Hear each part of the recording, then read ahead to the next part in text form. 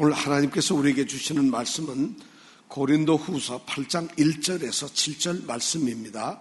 다 같이 일어나셔서 오늘 말씀을 우리가 한 목소리로 오늘 말씀을 읽도록 하겠습니다. 8장 1절부터 읽습니다. 형제들아, 하나님께서 마게도냐 교회들에게 주신 은혜를 우리가 너희에게 알게 하노니 환난의 많은 시련 가운데서 저희 넘치는 기쁨과 극한 가난이 저희로 풍성한 연보를 넘치도록 하게 하였느니라. 내가 증거하노니 저희가 힘대로 할 뿐 아니라 힘에 지나도록 자원하여 이 은혜와 성도 섬기는 일에 참여함에 있어서 대하여 우리에게 간절히 구하니 우리의 바라던 것뿐 아니라 저희가 먼저 자신을 주께 드리고 또한 하나님 뜻을 조차 우리에게 주었도다. 이러므로 우리가 디도를 권하여 너희 가운데서 시작하였은즉 이 은혜를 그대로 성취케 하라 하였노라. 오직 너희는 믿음과 말과 지식과 모든 간절함과 우리를 사랑하는 이 모든 일에 풍성한 것 같이 이 은혜에도 풍성하게 할지니라. 아멘. AD 49년 바울이라는 이 우리 사도는 그때 어디에 있었느냐면 안디옥이라는 교회에서 바나바와 함께 사역을 하고 있었어요. 안디옥 교회에서 바나바와 바울이 함께 사역을 하고 있었어요. 근데 그해 49년에 이제 예루살렘에서 모임이 회의가 있었습니다. 그 당시 예루살렘에는 야고보, 예수님의 동생인 야고보가 예루살렘 교회의 대표로 있었고 베드로, 요한 이런 사도들이 예루살렘 교회를 섬기고 있었습니다. 그래서 안디옥이라고 하는 이 이방 땅에서 바울과 바나바가 예루살렘 교회로 가서 회의를 합니다. 이것이 기독교에서 처음 한 회의입니다. 기독교라고 하는 이 크리스찬들이 한 첫 번째 회의입니다. 그게 예루살렘에서 있었습니다. 그때 어떤 것을 회의를 했고 무엇을 정했느냐 하면 사실 그때 문제가 어떤 게 있었느냐 하면 이런 거예요. 처음에 회의를 했던 게 야고보나 베드로나 요한은 유대인들을 향해서 하나님의 복음을 전하는데 하나님의 복음 가운데 율법적인 것을 조금은 섞어서 전했다는 거예요. 왜냐하면은 유대인들은 율법을 떠나서는 안 되니까 율법에 매여 있는 자들이니까 성경에 나오는 율법, 구약의 율법을 그들에게도 가르쳤다는 거예요. 그런데 바울과 바나바는 예루살렘에서 사역을 하는 게 아니라 이방 땅인 안디옥에서 하기 때문에 그들이 만나는 사람은 이방인들이에요. 그런데 이방인들에게 복음을 전하는 건 오케이지만은 복음이 아닌 율법을 얘기하면 이스라엘 백성들이 지키는, 유대인들이 지키는 그 율법을 너희들도 지켜라 하면은 이방인들은 그걸 왜 우리가 지켜야 하는지, 그들의 전통일 수도 있고 그들이 지켜왔던 건데 우리는 복음으로 예수를 만나고 믿는 거지 율법을 우리가 지켜야 될 이유는 없지 않느냐, 이런 현장에서의 문제들이 있다 보니까 바울과 바나바가 또 예루살렘에 있는 야고보, 베드로, 요한이 회의를 해서 이 문제를 해결하기로 했어요. 그래서 해결을 했는데 그 회의에서 결론이 어떻게 났느냐 하면은 갈라디아서 2장 9절 10절에 보면 바울이 그 결론을 이렇게 쓰고 있습니다. 자, 야고보와 베드로와 요한은 유대인들을 향해서 복음을 전하기로 한다. 그 대신 바울과 바나바는 누구에게? 이방인들, 유대인이 아니고 이방인들에게, 이방에 가가지고 다른 나라의 외국에서 이방인들에게 복음을 전하기로 이제 정한다 하고 사역의 방법을 결정을 했어요. 그리고 또 하나가 중요한 게 갈라디아서 2장 10절에 보면은 또 하나가 있어요. 이 사역 협약을 하고 난 다음에 조건을 하나 달았어요. 그 조건이 뭐냐면 갈라디아서 2장 10절에 보면은 바울과 바나바가 이방에서 사역을 하더라도 이방 사람들을 위해서 복음을 전하더라도 이거 하나는 기억을 해라. 뭐냐? 가난한 자들을 생각해라. 가난한 자들을. 이 말이 무슨 말이냐면 그 당시에 예루살렘이 있는 우리 교회가 굉장히 가난한 사람들이 많았어요. 그러니까 이방에서 복음을 전하더라도 이방 교회로 하여금 가난한 예루살렘 교회 성도들을 생각하라는 거예요. 그럼 생각하라는 얘기는 무슨 말일까요? 구제하고 도와주라는 거예요. 그래서 바울에게는 중요한 사역의 이 방향인데, 첫째는 복음을 전하는 거예요. 이방인들에게. 그리고 또 하나는 예루살렘의 가난한 성도들을 돕는 거예요. 구제를 하는 것이에요. 이방인들을 통해서. 그럼 이방인들은 어떻게 도와줘야 되죠? 구제 헌금을 해야죠. 가서 몸을 때울 수는 없잖아요. 너무 멀리 떨어져 있으니까. 그럼 구제 헌금을 하면, 바울이 그 구제 헌금을 이방 교회에서 걷어가지고 모아서 예루살렘 교회에다 갖다 주는 겁니다. 오늘 우리가 읽은 고린도후서 8장하고 9장의 말씀은 바로 이 구제, 이 연보에 대해서 우리에게 알려주는 말씀이에요. 그래서 제가 이 말이 갑자기 느닷없이 왜 8장에서 7장까지에 보면은 뭐예요? 디도가 갔다 와서 고린도 교회가 참 변하고 회개하고 온전히 돌아왔다는 이런 이야기를 하고 난 다음에 8절에 갑자기 8장에 와서 구제 연보에 대해서 얘기를 하는 거거든요. 그럼 왜 그랬을까?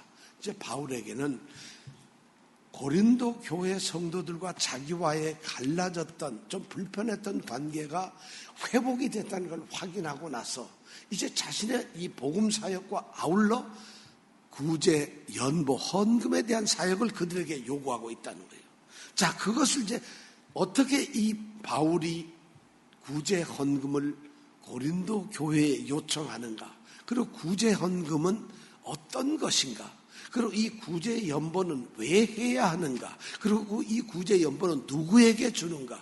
구제 연보를 어떤 마음으로 어떤 태도로 해야 하는가를 8장과 9절에 기록을 하고 있습니다. 헌금을 어떻게 해야?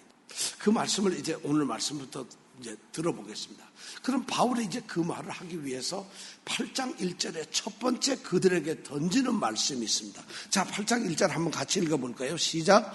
형제들아, 하나님께서 마게도냐 교회들에게 주신 은혜를 우리가 너희에게 알게 하노니. 오케이. 바울이 고린도 교회 성도들을 형제라고 부르고 있어요. 그러면서 우리가 알게 하겠다는 거예요. 알게 하겠다. 우리 성경에 보면 알게 하는 게 제일 뒤에 나와 있어요. 왜냐하면 한국어는 뭐든지 이게 제일 뒤에 갔어요. 한국어는 동사가 제일 뒤에 나옵니다. 그런데 이 헬라어나 영어나 이거 보면 헬라어는 특별히 동사가 제일 앞에 나와요. 알게 하겠다. 우리가 딱 이 말이 나와요. 그럼 알게 하겠다. 굉장히 중요한 것을 지금 고린도 교회에 알려주겠다는 거예요. 그리고 너희들로 알게 하겠다는 거예요. 뭐를 알게 할까요? 그게 바로 뭐냐면 8절 보니까 하나님께서 마게도냐 교회들에게 주신 은혜가 뭔가를 알게 해주겠다는 거예요. 좀 그렇죠. 하나님께서 마게도냐 교회들에게 주신 그 교회들, 마게도냐 교회들에게 주신 은혜를 왜 고린도 교회에게 알게 할까요? 지금 헌금, 구제 헌금, 구제 연보를 지금 모아야 되는데, 그래서 그걸 가지고 가야 되는데, 바울은 왜 고린도 교회에 편지를 쓰면서 이 이야기를 하고 있을까요? 이것이 바울의 놀라운 전략이자 방법입니다. 자, 마게도냐 교회는 어딜까요? 마게도냐 교회는 우리가 마게도냐가 어딘지를 알아야 돼요. 그 당시에 이 헬라 지역, 그리스 지역은 로마가 지배를 하고 있었어요. 근데 로마가 지배하고 지금까지 쭉 왔는데 그 헬라 그리스 지방은 우리가 남쪽 북쪽으로 나눠지듯이 거기도 북쪽 남쪽으로 나눠져 있습니다. 그렇다고 우리처럼 휴전선이나 38선이 나눠진 게 아니라 그냥 지역이 나눠져 있다 이런 뜻이에요. 경상도, 전라도 또는 경기도, 충청도 이런 식으로 나눠져 있다는 거예요. 그래서 북쪽을 뭐라고 하냐면 마게도냐 지역이라고 합니다. 북쪽을 뭐라 한다고요? 예, 그럼 남쪽은 뭘까요? 안마게도냐? 그게 아니고 아가야 지방이라고 합니다. 아가야. 자, 남쪽은 어디요? 아가야. 북쪽은? 예. 자, 고린도는 아가야의 지방에 있을까요? 마게도냐 지방에 있을까요? 오늘 1절에 보니까 고린도 교회에다가 마게도냐 교회들에게 주신 은혜를, 하나님이 주신 은혜를 알게 하겠다니까 고린도 교회는 어디 있는 거예요? 라고 했으면 좋겠는데 아가야에 있다. 남쪽에 있다는 거예요. 아가야 지방에 있어요. 아가야 남쪽에 있는 이 고린도 교회를 향해서 북쪽인 마게도냐 교회들에게 하나님이 주신 은혜를 알게 해주겠다는 거예요. 그럼 마게도냐 교회는 도대체 어떤 교회가 있는데? 예수생명교회? 뭐 이런 교회 아니에요. 마게도냐 교회는 바울이 2차 전도 여행 때 유럽에 와서 세웠던 교회들이 있는 바로 지역이 마게도냐 지역인데, 거기에 보면 유명한 교회가 3개가 나옵니다. 첫 번째가 빌립보 교회. 어디요? 빌립보. 두 번째는 데살로니가 교회. 우리 성경 있죠. 빌립보서, 데살로니가서. 그게 다 그 교회를 향해서 쓴 거예요. 이게 바로 어느 지역에 있다? 마게도냐 지역. 빌립보 교회, 데살로니가 교회, 그리고 베레바 교회라고. 이게 사도행전 16장 이후에 나오는 겁니다. 그 3 교회가 있는데 그 3 교회에 하나님께서 은혜를 주셨다는 거예요. 그 3 교회, 마게도냐에 있는 그 3 교회에 은혜를 주신 걸 아가야에 있는 고린도 교회 너희들에게 알게 하겠다는 거예요. 자, 궁금하죠? 도대체 그게 뭡니까? 알고 싶잖아요. 그것이 이 마게도냐 교회들에게 주신 하나님의 은혜가 뭔가, 그걸 알려주는 것이 어디가 나오냐? 2절에 나옵니다. 그 내용이 도대체 무슨 은혜를 주셨는가 하는 것이 2절에 나옵니다. 2절 한번 다 같이 읽어보겠습니다. 환난의 많은 시련 가운데서 저희 넘치는 기쁨과 극한 가난이 저희로 풍성한 연보를 넘치도록 하게 하였느냐. 마게도냐 교회가 환난의 시련을 당하고 있어요. 그런데 그들에게 무슨 이 은혜가 내렸느냐 하면은 저희로 풍성한 연보를 넘치도록 하는 은혜가 내렸어요. 마게도냐 교회에 있는 지금 이 빌립보나 데살로니 교회, 우리가 빌립보서도 배웠고 데살로니가 교회도 배웠는데 거기에 보면 가장 박해가 심한 곳이 빌립보 데살로니가예요. 거기서 바울 스스로도 고난을 많이 당해서 살 소망까지 끊어졌던 그런 지역이 데살로니가, 빌립보, 에베소 뭐 이런 거예요. 바로 그런 데서 그 사람들이 환난을 겪고 있어요. 그런데 그들이 환난을 엄청나게 수많은 환난, 많은 환난을 겪고 있는데, 그런데 그러한 환난 시련 속에서 그들은 2가지 중요한 결과, 어떤 삶을 살고 있어요. 뭐냐면 환난이 그렇게 많은데도 하나는 뭐냐면 넘치는 기쁨이 있다는 거예요. 왜 넘치는 기쁨이 있을까요?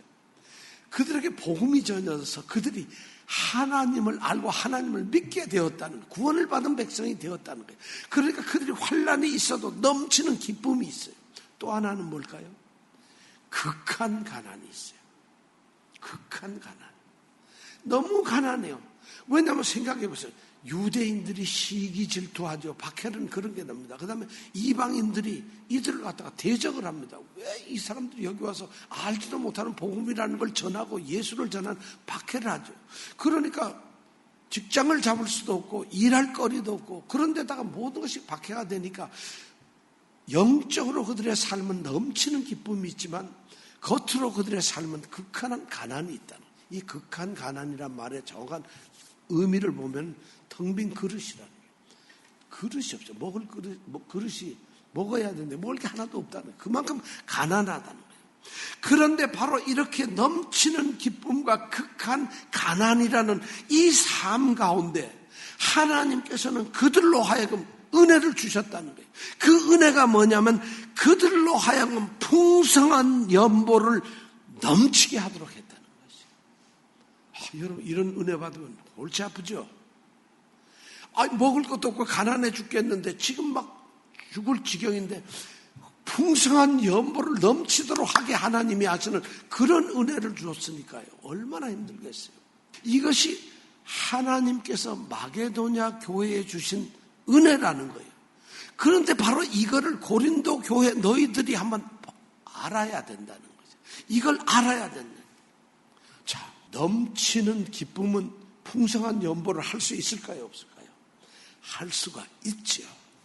근데 극한 가난 속에서는 풍성한 연보를 넘치도록 할 수 있을까요? 없을까요? 여러분, 주머니에 돈 한 푼도 없어. 집에서 먹을 것도 없고 직업도 없고 아무것도 없이 진짜 사는 게 고역인데 풍성한 연보, 구제헌금을 할 수 있을까요? 없을까요? 못하죠. 그런데 이들이 한다는 것이에요. 여기에서 우리는 중요한 진리를 깨닫습니다. 구제를 하고 헌금을 하는 것은 바울이 적어도 여기서 말하는 것은 절대 첫 번째 자신의 환경이 헌금을 결정하지 않는다는 것이에요. 구제연보를 내가 부자가 되면 그러면 구제헌금을 하고 가난하면 구제헌금을 안 하고 내가 바쁘면 구제헌금을 하고 바쁘지 않으면 안 하고 뭐 이런 식으로 뭐가 결정이 되는 게 아니라 이 풍성한 연보는 삶의 조건과는 관계가 없다는 걸 우리에게 얘기해 주고 있어요. 그 다음에 또 중요한 건 뭐냐면 실제로 바울이 하고 싶은 얘기는 구제 헌금을 가난한 사람들이 한다는 얘기는 뭐냐면 그들은 가난을 겪고 있기 때문에 똑같이 가난을 겪고 있는 사람과 동병상련의 동질감을 느낀다는 것이에요. 그들과 같은 감정을 느끼고 있기 때문에 그들은 할 수가 있다는 이 얘기를 지금 하고 있는 거예요. 극한 가난 속에서 도와주고 있어요. 정말 이렇게 그들이 하고 있어요. 여기서 말한 우리 2절에 보니까 풍성한 연보라고 나왔어요. 연보. 연보가 여러분 뭔지 아세요? 요즘에는 우리가 다 헌금이라고 얘기를 해요. 헌금. 그런데 우리나라 선교사들이 들어오고 나서 그때 초대 우리나라 처음 교회들 일제시대 때 뭐 이런 때 고종황제 시대 이때 교회 선교사들이 들어와서 헌금을 뭐라고 불렀냐면 바로 연보라고 불렀어요. 연보가 무슨 뜻일까요? 연보. 만보? 연보? 연보가 뭘까요? 연보. 연이라는 한자인데 연은 준다는 거예요. 연이 뭐라고요? 준다. 보는 뭘까요? 도움이라는 말. 도움. 자, 그럼 연보는 뭐예요? 도움을 주는 거예요. 가난한 교회를, 가난한 성도를, 이웃을 돕는, 도움을 주는 거죠. 그게 바로 연보예요. 근데 그 풍성한 연보를 넘치도록 해서 돕는 일을 염기했다. 그러니까 사실 헌금이라는 말하고는 우리가 지금 오늘날 교회가 생각하는 헌금이라는 개념이 조금 다른 것이죠.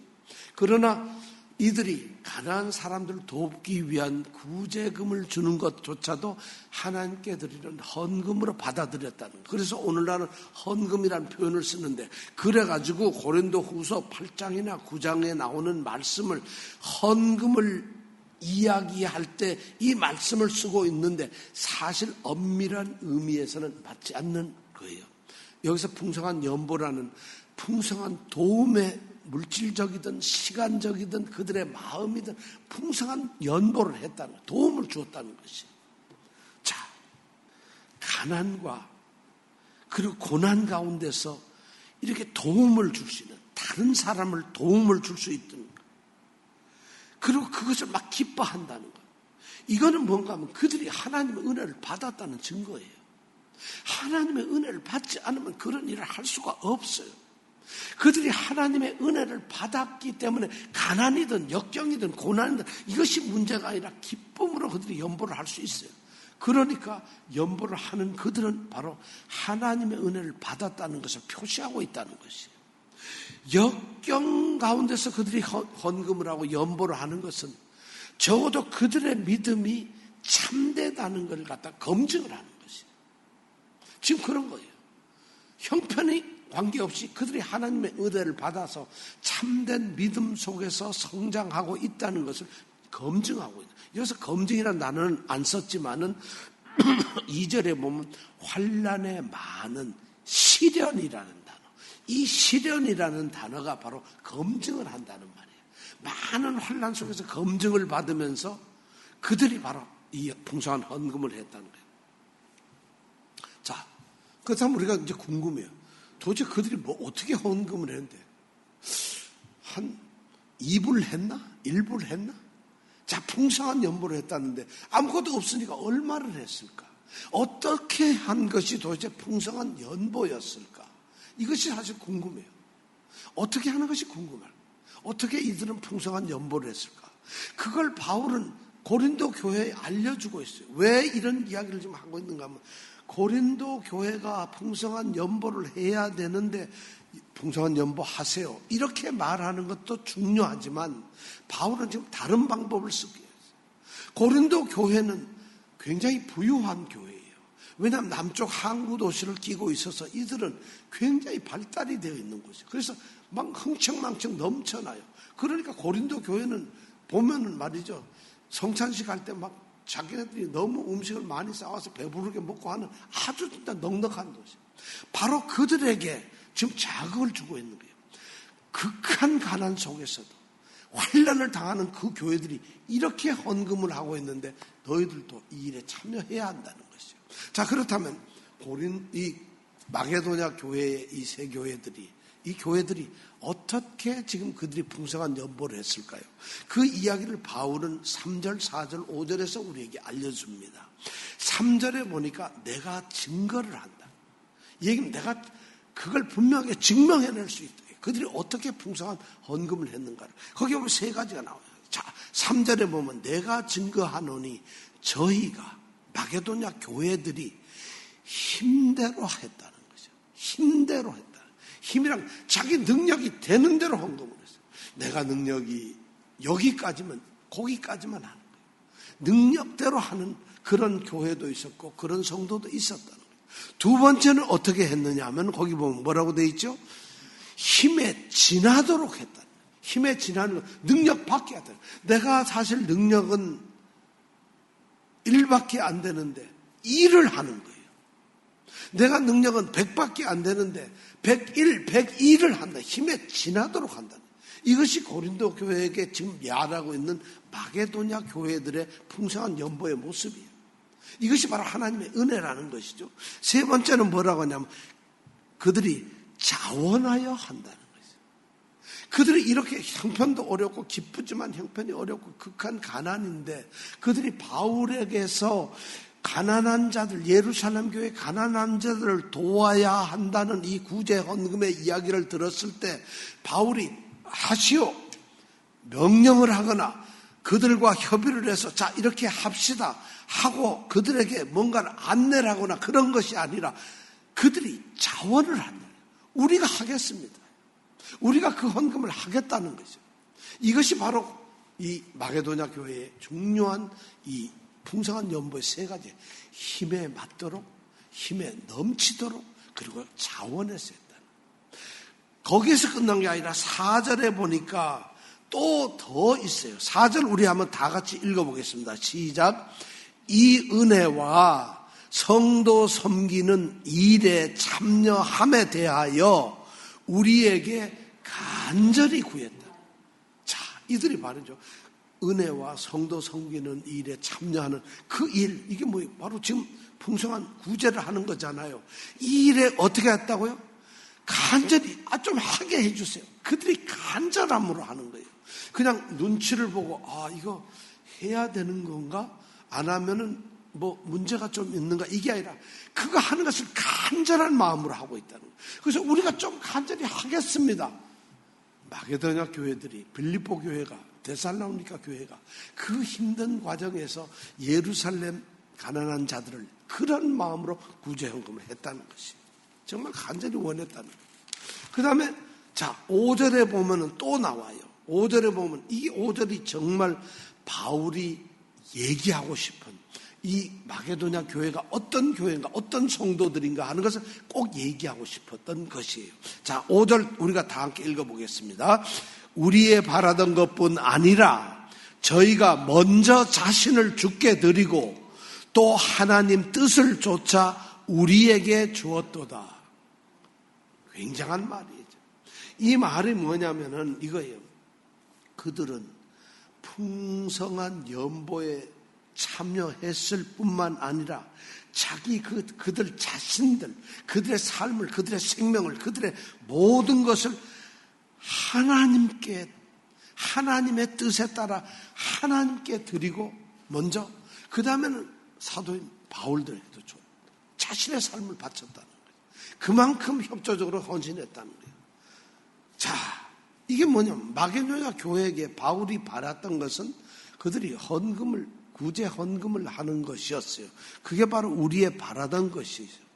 근데 우리가 바랬던 그 헌금을 하는데 그것만 하는 줄로 알았더니 거기서 끝나는 게 아니라, 그게 중요한 게 아니에요. 거기서 끝난 게 아니라 이 마게도냐 교회의 진짜 뛰어난 건 뭐냐면 그들이 말이죠, 자기 자신들을, 자기의 삶을 먼저 하나님께 드리고 바울에게도 줬다. 왜냐하면 복음을 전한 바울이 바로 하나님의 대리인이니까 그들은 복음에 자기의 모습을 다 줬는데 하나님께 자기의 생명을 다 드렸다는 거예요. 단순한 그들은 물질의 어떤 헌금이 아니라 자신의 삶을 드리는 이러한 헌금을 하고 있다는 것이죠. 지금 그것이 바울이 지금 5번째 그 얘기를 하고 있는 거예요. 얼마나 이것이 자랑스러운, 지금 아마 이런 이야기를 듣고 있는 고린도 교회들은 어떨까요? 이게 큰일 났다, 안 할 수도 없고 이거 해야 되겠구나, 이렇지 않겠어요? 이렇게 어려운 교회들의 예를 들고 있는데, 그런데 여기서 우리가 중요하게 생각해야 될 것은 바울은 이 풍성한 연보인 헌금을 어떻게 생각을 하고 있느냐, 어떻게 생각을 하고 있느냐면 3가지의 중요한 헬라어 단어로 표현을 하고 있습니다. 5절에 보면 나옵니다. 4절에 나옵니다. 4절 한번 같이 읽어보겠습니다. 자, 시작. 이 은혜와 성도 섬기는 일에 참여함에 대하여, 이것이 바로 뭐냐면 풍성한 은혜라는, 뭐뭐에 대하여라니까 풍성한 은혜에 대하여 쓰는데, 여기에 보면 이 은혜, 성도를 섬기는 일, 그 다음에 참여함이라고 하는 이 중요한 단어를 쓰고 있어요. 이거를 헬라어로 바꾸면 어떻게 되냐면, 이 은혜와, 이 은혜라는 단어는 뭐냐면 카리스라고 하는 단어예요. 하나님께서 그들에게 주신 이 은혜가 결국 이게 연보를 하는 건데, 그것이 무슨 의미를 가지고 있느냐? 영어 성경 NIV를 보면 이걸 갖다가 이 은혜라는 단어를 프리스티지라고, 특권이라는 말로, 그것이 성도들에게 풍성한 연보를 드리는 것이 성도들에게는, 그리스도인들에게는, 예수를 믿고 구원을 받은 교회 공동체에게는 특권이라는 거예요. 아무나 그게 하는 게 아니라 우리 교회만이 할 수 있는, 성도만이 할 수 있는 특권이라는 말, 그걸 카리스다, 하나님의 은혜라는 단어로 똑같이 쓰고 있다는 거죠. 재물을 나눌 수 있는 이 기회, 남을 도울 수 있는 이 기회는 하나님이 주신 은혜고 선물이라는 것이, 그것이 바로 우리가 특권이라는 거예요. 그러니까 이 헌금은 무슨 우리가 굉장한 부담감으로 하는, 압박으로 하는 것이 아니라 특권 의식을 가지고 하는 거예요. 우리이기 때문에 이걸 한다는 것이, 이게 바로 특권이라는 단어를 쓰고 있어요. 2번째 우리가 생각해야 될 것은 여기서 보면은 참여한다는 것이죠. 참여한다는 것은 여기서 무슨, 헬라어는 뭐냐면 코이노니아라는 단어를 쓰고 있어요. 코이노니아가 뭐냐? 교제예요. 나눔이에요. 바로 이 헌금이라는 것은 그들의 삶을 나누는 행위라는 거지. 구제헌금을 거기에 보낸 걸, 거기에 있는 성도와 우리가 그리스도 안에서 한 형제 자매로서 삶을 나누는 일이라는 것이, 헌금을 그렇게, 풍성한 은혜를 그렇게 하고 있어요. 3번째는 뭐냐면 성도 섬기는 일. 섬긴다, 디아코노스라는 단어예요. 디아코노스. 또 여기서는 섬기는 일이는 디아코니아스라는 단어를 쓰고 있어요. 디아코니아스라는 뭐냐면 디아코노스라는 단어에서 나온 말. 이건 뭐냐면 집사. 우리가 집사들을 헬라어로 말할 때 디아코노스라고 불러요. 교회에서 일하는 일꾼들을 디아코노스라고 불러요. 이것이 뭐냐면 섬기는 일이라는 거죠. 우리가 교회를 섬기고 공동체를 섬기는 것이 뭐냐면 바로 이 일을 하는 것이라. 우리가 그 교회를 어떻게 섬기고 주 예수의 몸인 성전 교회를 어떻게 섬기느냐, 바로 이 디아코니아스라는 이 섬김이라는 거예요. 이 디아코니아스라는 단어가 그 당시에 딱 쓰였을 때는 교회에서는 뭐라고 쓰였는가 하면은 성도들 간에 재정적인 도움을 주는 전문 용어예요. 자, 디아코니아스를 이번에 가져갑시다. 이러면 재정을 도와야 되겠구나, 이런 식으로 받아들일 정도로 그렇게 되었다는 거예요. 이것이 바로 바울이 생각하는 헌금의 지금 이 개념이 세 가지. 그것을 하나님의 은혜 카리스라는 단어 이 세 가지로 표현을 하고 있다. 특권이자, 그리고 그들의 삶의 나눔이자, 그리고 그들이 섬기는 그의 삶의 모습. 이것이 바로 헌금 풍성한 은혜라는 것이죠. 그러니까 고린도 교회는 지금 이 이야기를 듣고 이제 받아들입니다. 그러면서 바울은 드디어 이제 6절과 7절에서 고린도 교회에 이제 권면을 합니다. 이러므로 6절에 보니까 이러므로 우리가 디도를 권하여 너희 가운데서 시작을 했다는 거예요. 헌금을 거두기를 시작했는데 이들이 관계가 불편해지니까 헌금을 중단해 버렸어요. 근데 이제 디도 때문에 다시 또 관계가 좋아졌다는 걸 아니까 이제 그걸 다시 시작하라. 그래서 바울이 뭐라 하냐면 6절에 보니까 이 은혜가 뭐예요? 바로 풍성한 연보하는 일을 그대로 성취하라는 것이에요. 자, 다시 시작해서 그걸 시작해가지고 그 일을 마치라는 거예요. 이제 안 하고 너희들이 이제 관계가 끊어졌으니까 그만두는 것이 아니라 회복됐으니까 이 일은 너희들이 마땅히 해야 될 일이니까 다시 시작해서 마치라는 거예요. 그리고 7절에 보면은 뭐라면 제일 끝에 보니까 뭐라고 했냐면 이 은혜에도 풍성하게 하라는 거예요. 바로 이 은혜가 뭐예요? 계속 은혜라고 얘기를 하고 있어요. 이 은혜가 뭐냐면 바로 풍성한 헌금을 말하고 있는 것이죠. 헌금을 지금 바울은 은혜라는 카리스라는 단어로 사용을 하고 있다는 것이죠. 마게도냐 교회가 받았던 것도 카리스고 그들이 고린도 교회가 이제 완성을 하고 풍성하게 해야 될 것도 카리스인데 그것이 바로 풍성한 연보라는 것이죠. 그러면서 7절에 보니까 엄청난 이야기를 하고 있어요. 오직 너희는, 여기서 너희는 고린도 교회입니다. 너희는 뭐가 풍성한가요?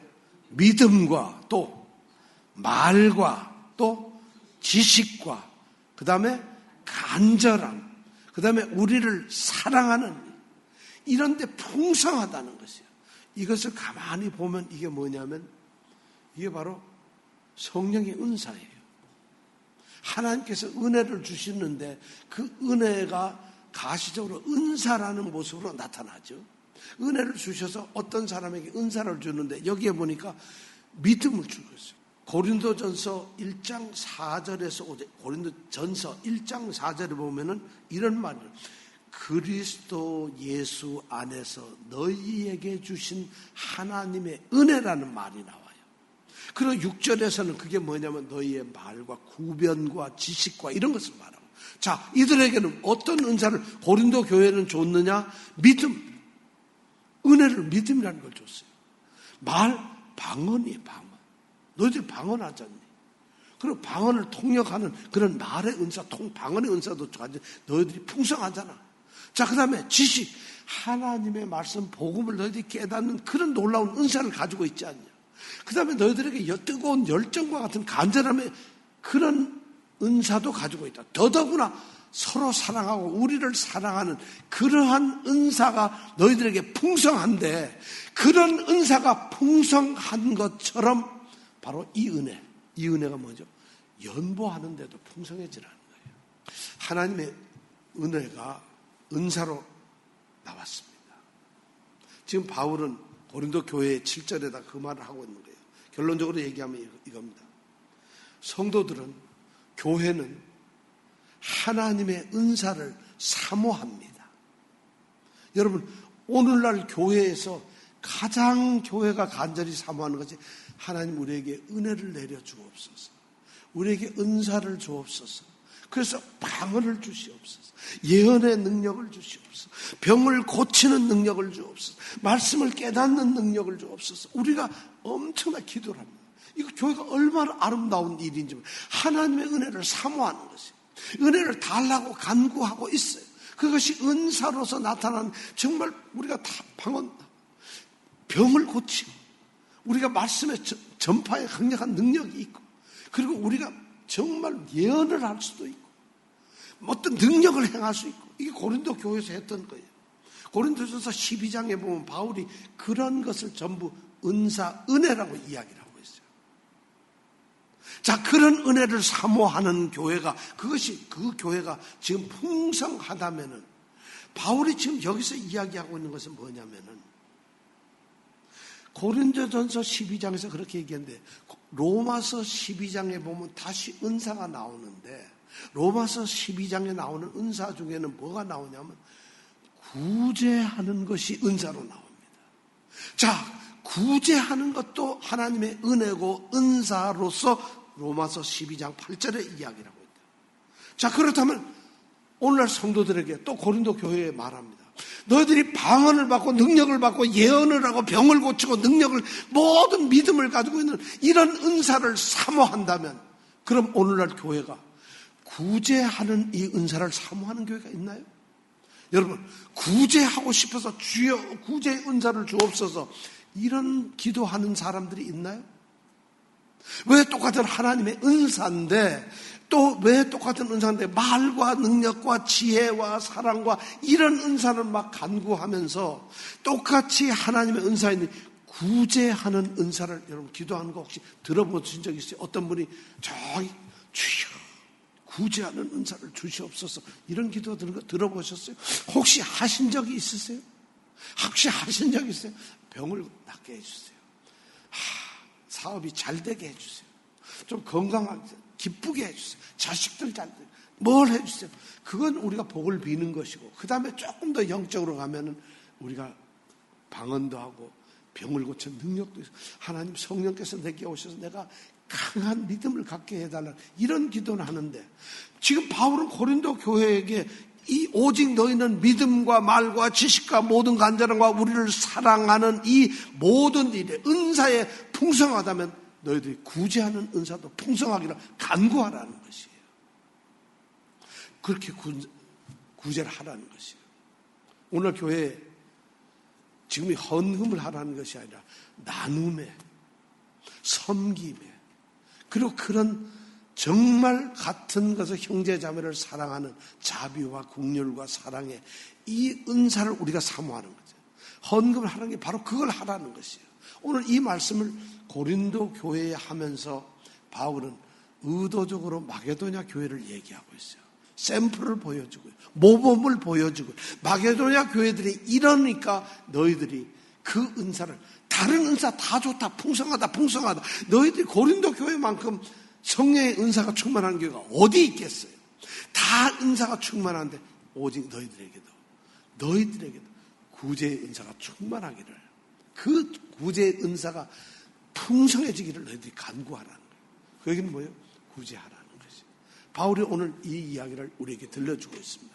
오늘 우리 교회가 사실은 이런 문제들이 굉장히 우리 교회가 현실적으로 사랑의 표현과 자비의 나타냄과 이것이 굉장히 우리는 그걸 간구하지 않아요. 말로는 많이 하는데 이것이 성령의 은사라면 그 은사를 사모하는 아니 그 은사 사모한다는 얘기는 그 은사를 하겠다는 거 아니에요.